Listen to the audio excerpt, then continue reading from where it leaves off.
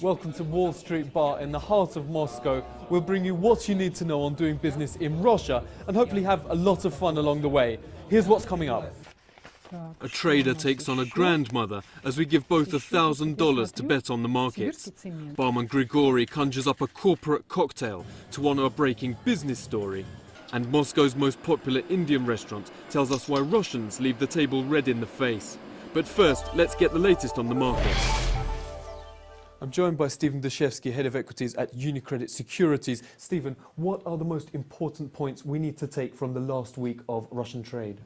Well, I think the last week was marked by the continued tug of war between the bulls and bears in the Russian market, with the bulls advocating the case for higher prices still due to continuing improvements in global liquidity and the continued strength in global oil prices. However, on the bear side, I think investors also have the case by arguing that the shares have run a little bit ahead of themselves. There are now fears of the UK and the US potentially losing their AAA credit rating, which clearly would be a major negative for global markets. And these investors use every opportunity to take their profits off the table.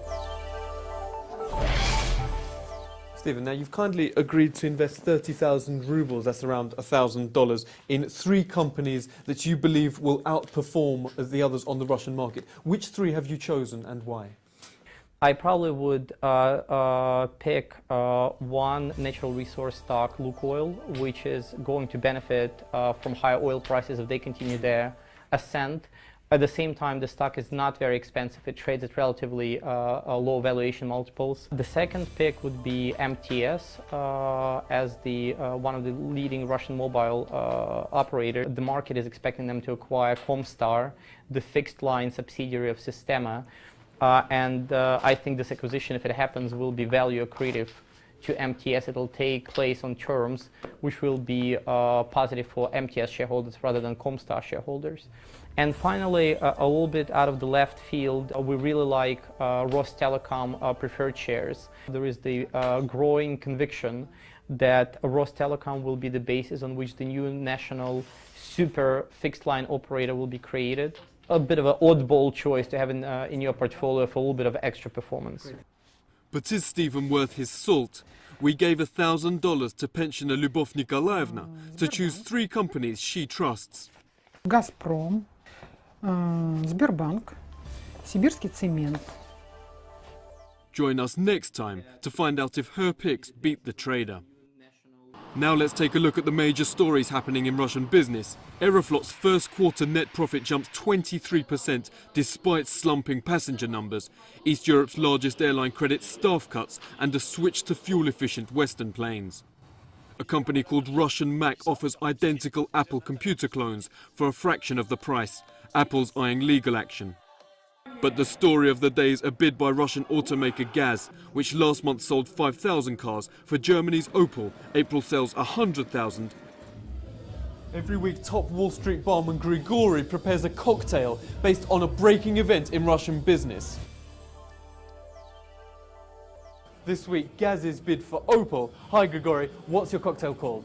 It's cocktail called Russian Front. So how do you make it? Raspberry,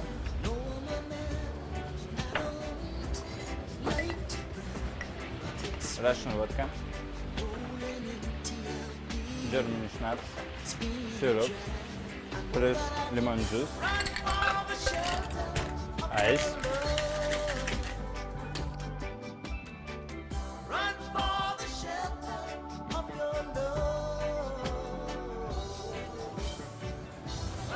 please sir.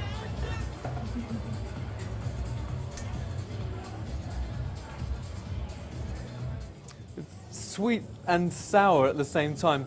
Pretty much how Opel's management must be feeling at the moment.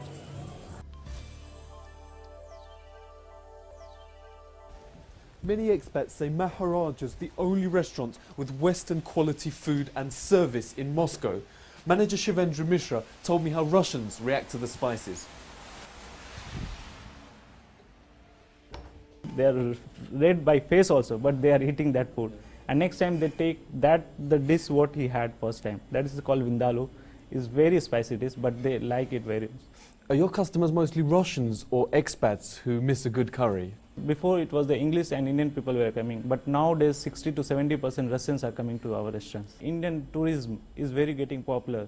They are going to Goa, they are going to Kerala, they are tasting the Indian food. What's the philosophy behind the restaurant? The philosophy is like we never tell guests to no. Whatever in menu, whatever we have, we serve that, and after that also, the guest wants what they want. We want to serve that. Hospitality is in the blood of Indians. We like in India, the old days there was like the guest is like God. So whenever they are coming, we just give a warm smile that they came to our restaurant. We always thankful to them when they are coming to our restaurant.